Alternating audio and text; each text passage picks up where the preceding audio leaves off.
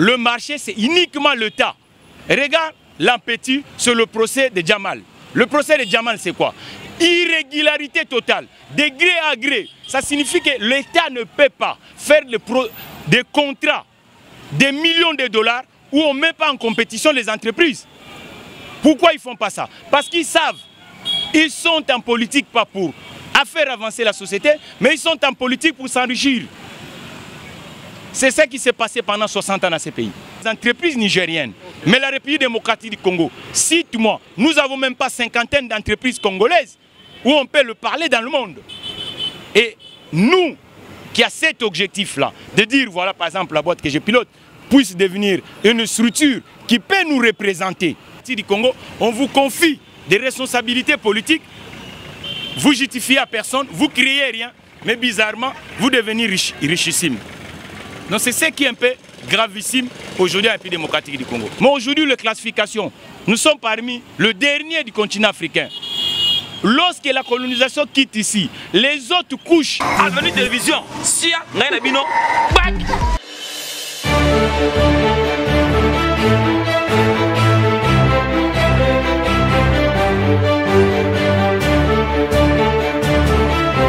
Nous sommes à Avenir TV, très chers internautes, bonjour, bonsoir, ça dépend de l'heure où vous nous regardez.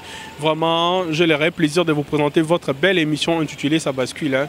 Vu que ça bascule de ces côtés ici de l'entrepreneuriat, je reçois un expert à l'entrepreneuriat, donc c'est un jeune Congolais, et puis un analyste politique. Donc, qui va se présenter tout à l'heure. Derrière la caméra, il y a mon ami David qui vient m'accompagner toujours souvent. Et pourquoi pas à la montage de cette émission, je salue en passant Caleb Congo. J'ai dit bonjour à mon invité. Bonjour, cher journaliste. Comment vous allez? Ça va avec le soleil de Kinshasa, ça va. Okay. Merci beaucoup. Vous êtes entrepreneur, vous êtes venu avec beaucoup d'idées, vous avez fait vos études à l'extérieur du pays. Donc, j'aimerais bien savoir par rapport à votre expertise, qu'est-ce que vous êtes venu ajouter dans notre pays? Bon, vous savez, la nation mère qu'on appelle la République démocratique du Congo, nous devons le rendre ce qu'on appelle l'ascenseur. Et surtout qu'il est dans un virage dangereux, hein, le virage du chômage de masse. Nous sommes dans un pays où la population, pour trouver un bulletin de paie, c'est vraiment le cancer du XXIe siècle. En tant qu'économiste de formation et puis entrepreneur de profession, je me suis posé des questions en disant à quoi tel d'être moi-même le génie pour créer des emplois et ne pas donner l'ascenseur à la République démocratique du Congo. C'est ce que nous faisons jusqu'à aujourd'hui. Mais malheureusement, le marché congolais n'accompagne pas les entrepreneurs. Donc les visions des entrepreneurs congolais sont limitées. L'écosystème financier est absent. Le marché public étatique, parce que nous sommes dans un marché où la population est faible, surtout dans l'ingénierie de la mécanique. Partout au monde, l'ingénierie de la mécanique est accompagnée par les institutions. À la fois les institutions privées qu'on appelle des entreprises et les institutions étatiques qu'on appelle le ministère, la République démocratique ou les régions. Malheureusement, les achats de la République démocratique du Congo ne créent pas d'activité à l'heure actuelle en République démocratique du Congo. Regardez aujourd'hui, en plein procès 100 jours, vous voyez que les gens qui gagnent des contrats JT en République démocratique du Congo, ce ne sont pas des Congolais, ce ne sont même pas les entreprises réelles, ce sont des entreprises écrans. Et il y a des gens qui se baladent avec des millions de dollars américains sans contractuel. Donc c'est pour cela, aujourd'hui, le moment est arrivé que nous, les entrepreneurs actifs, que nous puissions mettre quelque chose. Quand vous regardez aujourd'hui, la population est dans ce qu'on appelle la médiocrité sociale. Et voilà. Ok, merci beaucoup. La population est à la médiocrité. Donc nous voulons savoir, vraiment, parce que là, vous nous avez tout de suite, qu'est-ce que vous avez vraiment, qu'est-ce que vous avez à ajouter? Parce que pour l'instant, il y a toujours, hein, vous le dites toujours en parlant, mais on ne sait pas. Qu'est-ce que vous faites déjà comme activité par rapport à votre entrepreneuriat? Non, mais je vous dis qu'on n'est pas entrepreneur par hasard. Okay. On est entrepreneur parce qu'on épingle nos besoins dans la société. Et aujourd'hui, nous sommes dans une industrie depuis que le Congo, parce que le mois prochain, on va être sur le 61e anniversaire de l'autonomie ou l'indépendance et de la gestion congolaise. Ça signifie que depuis qu'on a accédé à l'indépendance à la République démocratique du Congo, on n'a jamais eu un entrepreneur congolais ou une société congolaise dans l'ingénierie de l'automobile comme concessionnaire. Ça n'existe pas. Et ce sont les autres entités qui viennent d'ailleurs qui gagnent des marchés en République démocratique du Congo. Et pendant ce temps, ça crée beaucoup de problèmes sociaux en République démocratique du Congo. Ça signifie que les Congolais, quand ils achètent des véhicules, même le Congolais lambda, il n'est pas conseillé et personne ne les aide. Et même pour le planifier, la réparation ou les achats. Et pendant ces temps, la République démocratique du Congo perd beaucoup. Alors en tant que fils de ce pays, je me suis dit non, cette industrie, c'est une industrie qui peut permettre à beaucoup de jeunes Congolais d'avoir un bulletin de paie. Et on n'a jamais eu une société congolaise dans cette ingénierie qui est représentée sur l'intégrité du territoire congolais, même dans le marché africain. Et même ceux qui viennent du branche multinationale qui vient d'ailleurs, ils sont présents uniquement ou à Kinshasa ou Lubumbashi. Mais nous, avec la société que j'amène, Spécial Auto, la vision est que nous puissions être sur l'intégrité du territoire congolais et puis de conseiller le Congolais dans leurs achats et même les achats du gouvernement. Parce qu'aujourd'hui, le gouvernement congolais gaspille beaucoup d'argent dans l'ingénierie de la mécanique, mais malheureusement, ça ne crée pas d'emploi. Donc c'est ça notre nécessité d'être un entrepreneur congolais dans cette ingénierie qui peut permettre, parce que l'avion, c'est déjà un péché en République démocratique du Congo, le navire, n'en parlons pas, il n'y a qu'uniquement tout l'automobile qu'on peut capitaliser. Et on a pris un énorme recul en République démocratique du Congo, parce que dans les années 70, qu'est-ce qui existait? Vous savez, vous avez un marché informel dans la place de Kinshasa aujourd'hui où beaucoup ne connaissent pas. L'autre fois, quand il y avait beaucoup d'entreprises en République démocratique du Congo, on était parmi les premiers États subsahariens où le montage de véhicules existait. General Motors était présent dans notre pays. Et tous les chaînes des fabricants de l'automobile étaient en République démocratique du Congo. Mais les années 90 ont passé dans ce pays, les années de pillage, les organisations, ainsi de suite, ont fait qu'aujourd'hui, l'ingénierie mécanique est dans la rue. Ça signifie que nous ne sommes plus dans la planification mondiale. Mais pendant ces temps, le chômage de masse gangronne à la République démocratique du Congo. Ok, merci beaucoup pour votre expertise, hein. Monsieur Mathieu, merci vraiment beaucoup. Donc on est toujours là dans votre chaîne Avenir TV, continuez à vous abonner, ça nous fera beaucoup du bien. Avenir TV, jamais sans vous, on le dit toujours. Avenir TV, c'est pas seulement la musique, c'est pas seulement n'importe quoi, mais Avenir TV, c'est aussi des infos, c'est aussi plein de bonnes choses qui se passent ici sur notre chaîne Avenir TV. Monsieur Mathieu, vous êtes analyste politique et si on peut de parler de l'actualité, vous avez suivi les procès aujourd'hui de monsieur Vital Kamerhe et du recap du chef de l'État. Quelles leçons nous pouvons tirer par rapport à ce procès? Vous savez que nous devons se rendre compte des erreurs qui se sont passées en République démocratique du Congo sous la gestion autochtone, sous la gestion des Congolais pendant 60 ans. En fait, il y a eu beaucoup de conflits d'intérêts. Et on n'a pas compris qu'il fallait dissocier la politique à l'argent. Donc les 50 ans ou les 60 ans viennent passer ici, on n'a pas dissocié la politique à l'argent. Qui est fortuné à la République démocratique du Congo? Il suffit d'être ministre quelque part, vous devenez fortuné. Ok, dans tous les états normaux, on ne peut pas devenir riche parce que je suis ministre. Okay. On ne peut pas devenir riche parce que je suis député. Non, la richesse, ça se construit. Donc nous devons avoir quelque chose qui vous permet à dire aux gens que je suis un bourgeois. Mais malheureusement, la République démocratique du Congo, on vous confie des responsabilités politiques, vous justifiez à personne, vous ne créez rien, mais bizarrement, vous devenez richissime. Donc c'est ce qui est un peu gravissime aujourd'hui à la République démocratique du Congo. Ce procès, normalement un procès ne peut pas créer des débats quelque part. Mais pourquoi ça crée des débats en République démocratique du Congo? Parce que l'autoroute éphémère que les Congolais ont créée en 21e siècle, l'autoroute des politiciens, elle n'est pas claire, elle n'est pas lisible. Ça signifie que ces gens-là, avant d'être politiciens, la plupart n'ont jamais travaillé. La plupart n'ont jamais fait quelque chose dans leur vie. Mais il suffit de devenir politicien, ils deviennent des hommes bourgeois. Donc la politique, ce n'est pas un métier. La politique, c'est une mission. Ça signifie qu'on doit commencer dans un domaine quelconque et vous réussissez. Et après, vous pouvez devenir parachuté en politique. Mais ce n'est pas le cas. Nous sommes l'unique État au monde où, pour gagner la vie en République démocratique du Congo, il faut être politicien. Vous voyez, pendant ce temps, l'exode devient un monnaie courante en République démocratique du Congo. Pendant ce temps, la pauvreté ne recule pas en République démocratique du Congo. Pendant ce temps, dans nos villes, les gens ne travaillent pas. Mais ceux qui réussissent, malheureusement, ce sont des politiciens. Mais pourquoi ne pas faire ailleurs? Parce qu'on voit ailleurs, dans des pays comme le Nigeria, pourquoi pas aussi aux États-Unis, pourquoi ne pas que vous puissiez venir vous imposer ici en République démocratique tant que des entrepreneurs? Mais nous sommes là. Ça ne dit pas que le Congo n'a pas ses fils ou filles qui ont la vision entrepreneuriale. Il y en a. Mais le point mané, c'est quoi? Ceux qui pilotent les instruments politiques prennent les entrepreneurs congolais comme des adversaires, comme des ennemis. Ça signifie que, comme ce sont des gens qui ne sont pas clairs, qui n'ont jamais gagné leur vie, mais bizarrement, ils se confient aux étrangers. Parce qu'ils savent qu'un étranger, selon eux, ils vont le protéger. C'est là où ils doivent faire leur magouille. C'est pour ça que vous voyez que nous sommes l'unique pays au monde, en plein 21e siècle, il n'y a pas de patriotes congolais qui vend même à Brazzaville en face. Donc il y a un grand problème. Et nous sommes aujourd'hui avec un taux de chômage qui existe nulle part au monde de 85% de la population. Or, pendant 60 ans, on a cru que c'est uniquement l'administration publique qui peut aider la République démocratique du Congo à se développer.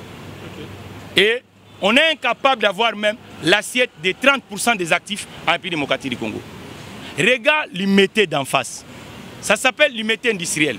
Le nombre d'entreprises, lorsque le colon a quitté ici, ce ne sont même pas le nombre qu'on a aujourd'hui. Ça devient l'humidité doctoire.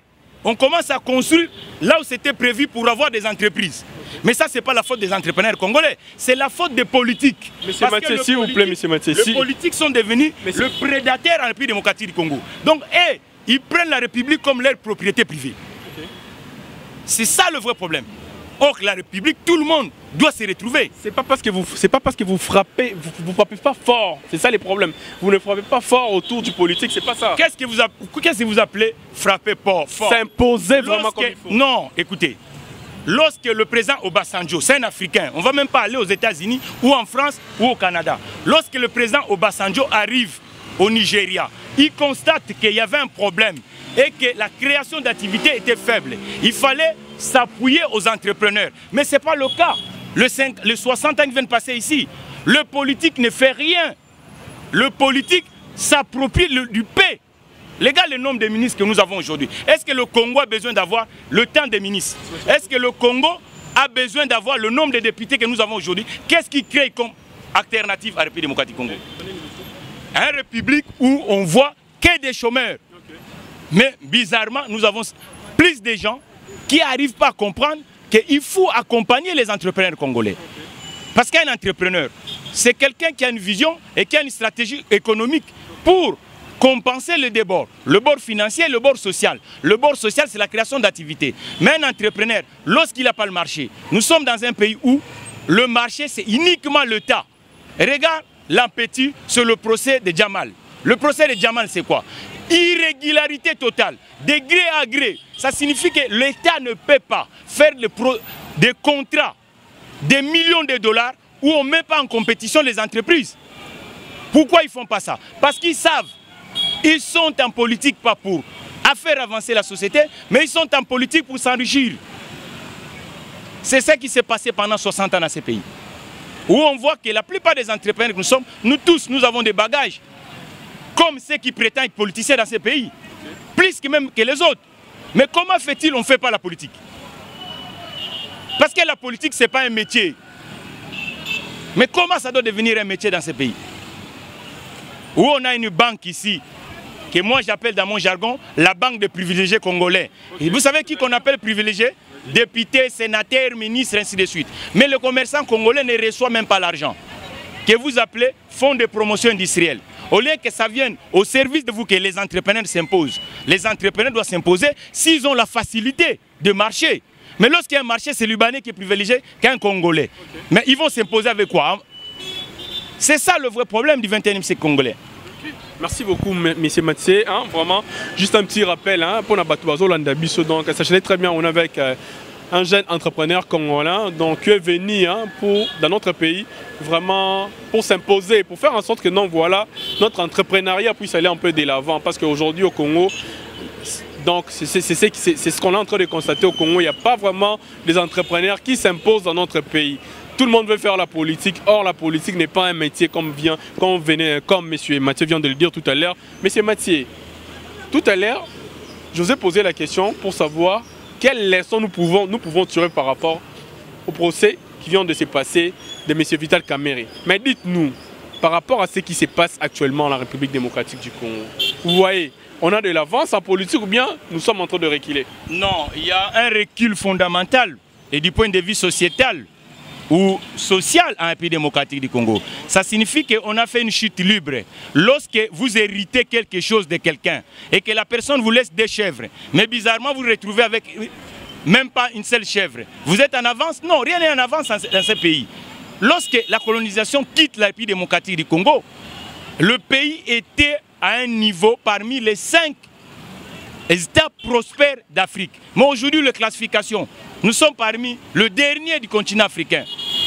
Lorsque la colonisation quitte ici, les autres couches, les autres peuples du monde étaient ici en République démocratique du Congo. Parce que c'est un pays qui se faisait beau à vivre. Mais aujourd'hui, nous sommes restés seuls. Lorsque la colonisation quitte ici, dans nos villages, les gens vivaient. Les gens n'étaient pas condamnés de venir à Kinshasa. Mais pourquoi aujourd'hui on forme tant de bidonvilles à Kinshasa? Parce que l'arrière-pays ne fonctionne plus. Est-ce qu'à l'époque des années 70, dans ce pays, le Congolais était condamné d'aller ailleurs pour aller vivre? Non, papa. Donc aujourd'hui, on ne peut pas se contenter. Moi, je pense que le 61e anniversaire de l'autonomie et de la souveraineté congolaise, on doit commencer à pleurer parce qu'on n'a fait rien dans ce pays. Ça signifie que l'égoïsme congolais, et surtout de nos amis politiques qui prétendent, de pseudo-politiciens, sans projet. Vous savez, au Congo, on élit quelqu'un sans projet sociétal. Oui, mais la plupart des gens qui sont élus n'ont jamais eu ce qu'on appelle le profession de foi, où vous, des journalistes, vous appelez cahier de charges. Or que quelqu'un, pour le lire, il doit avoir un cahier de charges qui permet qu'est-ce qu'il va faire, qu'est-ce qu'il va faire et quels sont les moyens qu'il va mettre en disposition. Ce n'est pas le cas en pays démocratique du Congo. On désigne les élus. Donc, nous sommes en retard et nous devons faire de sorte que ce peuple qui est devenu de plus en plus faible, qui devient un peuple concurrent en pays démocratique en Afrique. Donc, on ne peut pas se contenter de cet échec collectif. Collectivement, le Congolais pêche. Nous sommes observés les organisations internationales. Il y a combien de Congolais qui nous représentent auprès des organisations internationales? Nulle part. Quand vous allez à l'FAO, vous allez à la Banque mondiale, vous allez à RFMI, vous allez au PNID, vous allez dans toutes les organisations internationales, vous allez voir que nos compatriotes de l'Afrique de l'Ouest sont présents. Lorsque la Banque mondiale veut faire une mission en pays démocratique du Congo, il confie plus aux Africains de l'Ouest que nous les Congolais. Et ça, on doit se réjouir de ça. Non, le pays est malade.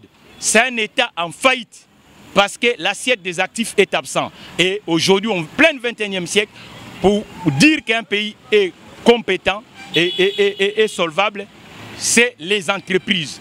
Dans le terrain des entreprises, qu'ils soient étatiques ou privées, il y a un énorme déficit en pays démocratique du Congo. S'il vous plaît, monsieur. Ok, monsieur Mathieu, vraiment, je vois, vous êtes tellement en colère, vous avez cette envie-là, vraiment, donc de faire quelque chose pour ces pays. Mais je ne sais pas votre démarche. Quelle est votre démarche? Je vous vois dans plusieurs chaînes télévisées locales et puis internationales, je ne sais pas. Quelle est vraiment votre démarche par rapport à ce que vous faites? Non, mais moi, je ne suis pas là pour moi. Moi, je suis là pour la République démocratique du Congo. En tant qu'un intellectuel averti et puis un professionnel dans le domaine qu'on appelle l'économie et l'entrepreneuriat, lorsque je retourne de temps en temps à Kinshasa, qu'est-ce que je constate? La parole publique est confisquée par les gens qui sont incompétents pendant 60 ans. La parole publique. Ça signifie que les gens qui parlent ne sont même pas ni la moralité, ni la projection pour la République démocratique du Congo. Or, la République doit se construire avec tout le secteur de la vie. Et quand j'arrive à Kinshasa, rare je trouve un commerçant congolais qui prend parole. Alors c'est là où je me suis dit non, il faut qu'on commence à donner nos thèses pour que la République démocratique du Congo devienne une république noble, où on doit faire la méritocratie et non du populisme ou le tribalisme. Parce que ce qui se passe dans ces pays, le vrai défaut c'est quoi? Au lieu de nommer quelqu'un qui est compétent, on nomme des incompétents en République démocratique du Congo. Pourquoi? Parce que l'absence du secteur privé qui peut compenser en donnant l'emploi aux gens. Partout au monde, chers journalistes, il n'y a pas une nation où les emplois se créent du bord étatique. Les emplois ont toujours été créés du bord privé. Parce que le premier employeur, même dans la Chine communiste, ce sont les entreprises du secteur privé. Mais malheureusement, en République démocratique du Congo, excusez-moi, qu'est-ce qui se passe? Tout intellectuel congolais a peur d'agir dans le secteur privé. Ça signifie que les intellectuels du 21e siècle congolais vont dans ce qu'on appelle l'industrie éphémère de la politique, où ils ne proposent rien dans ces pays. Il n'y a pas d'alternative. Où les gens sont dans la rue. Où les débouchés ne sont pas là. Et nous, qui sommes avec des propositions payantes pour la République démocratique du Congo, nous ne sommes pas consultés. Vous savez qu'en ce moment, avec Covid-19, tout état normal où les intelligences s'associent, on crée ce qu'on appelle un plan de relance ou de sauvetage. Mais la République démocratique du Congo n'a pas un plan de relance et de sauvetage. Moi qui est l'individu, en tant qu'économiste, je viens d'élaborer un plan de relance et de sauvetage. Mais comment un État ne peut pas élaborer ça? Comment un État ne peut pas élaborer ça? Vous avez proposé? On propose, mais comme on n'est pas des obédiences politiciennes, okay. Ils nous prennent comme des rigolos. Le vrai rigolo, c'est eux. Le vrai rigolo, c'est eux. Parce qu'en politique, ce sont des résultats qui comptent. La politique, le fanatisme doit quitter le bord politique. La politique, ce sont des résultats. Nous sommes en retard par rapport aux autres États du monde. Nous devons nommer des gens qui sont compétents et pas des fanatiques. Parce que le Congo a passé le temps à mettre à la tête des institutions des fanatiques. Parce que c'est un militant d'un bord politique, on le nomme DG. Mais avec quoi comme résultat? Avec des éléphants blancs que nous construisons. Regarde ce qui se passe sur le programme de 100 jours. Le programme de 100 jours, qu'est-ce qui se passe? Ce sont des fanatiques qu'on a donné des responsabilités. Donc c'est ça le vrai problème. Hein? Vraiment, merci beaucoup, messieurs Mathieu, pour votre expertise. Hein. On est toujours là avec vous pour essayer un peu d'apprendre, beaucoup apprendre sur l'entrepreneuriat et pour vos analyses que vous faites. Et vraiment, ça aide beaucoup vraiment la population congolaise. Raison pour laquelle on m'a appelé pour essayer un peu de vous joindre, pour essayer un peu de nous éclaircir par rapport à ce que l'on essaie, par rapport à ce que des fois on néglige de savoir. Monsieur Mathieu, en parlant de tout ça, je vois vous jetez trop l'éponge à la politique. Vous-même étant qu'entrepreneur, vous n'avez pas cette responsabilité-là? Non, laquelle nous décidons de créer des unités de production pour l'intérêt de la République démocratique du Congo. Nous cherchons des sortes de voies et moyens pour avoir de marché. Nous sommes dans un marché insolvable. Ça signifie que les ménages sont faibles. L'unique outil qui peut permettre aux entreprises congolaises de se développer, c'est l'État lui-même, avec les entreprises du portefeuille de l'État. Les entreprises du portefeuille de l'État ne travaillent pas avec le secteur privé, ils travaillent de gré à gré. C'est ça qui se passe dans ce pays. Donc, quelle est la faute aux entrepreneurs congolais? Nous prenons le risque. Nous n'avons ni le financement, ni le marché. Lorsqu'il y a un marché étatique qui peut permettre à nous les entrepreneurs d'agir, parce que notre obsession est de créer des emplois en République démocratique du Congo. Mais pour le créer, il faut le financement, il faut le marché. Mais le marché qui se retrouve en République démocratique du Congo, ce sont qui gagne ça? C'est les politiques qui créent des sociétés bidons, qui ne servent à rien. Quelle est notre responsabilité? Nous faisons le prévané. Vous êtes en face de moi, devant la boîte.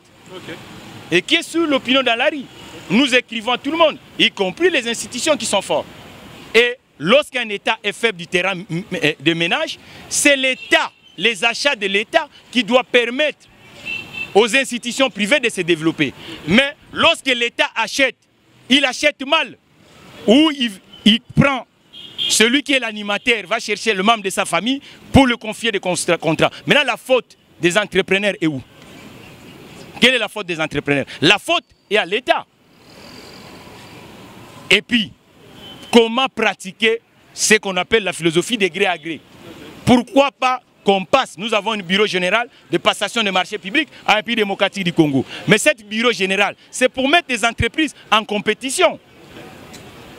Mais comment ça quitte l'autorité légale qu'on appelle le bureau général de passation des marchés publics, mais ça devient parce que vous êtes ministre et vous donnez à votre frère?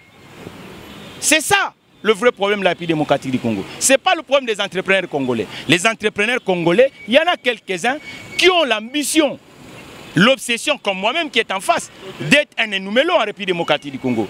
Parce que ce ne sont pas l'intelligence qui nous manque, ni la stratégie, mais c'est le marché qui ne vient pas vers nous.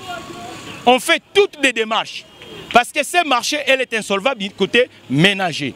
Mais il n'y a que l'État qui qui peut nous permettre d'avoir le carnet de commandes et pour créer des emplois et amener l'innovation en République démocratique du Congo.